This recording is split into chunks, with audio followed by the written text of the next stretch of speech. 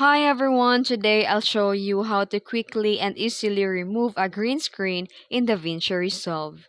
First, make sure you have a green screen video added to your timeline. Then, go to Effects panel and search for 3D Keyer and drag into your green screen video.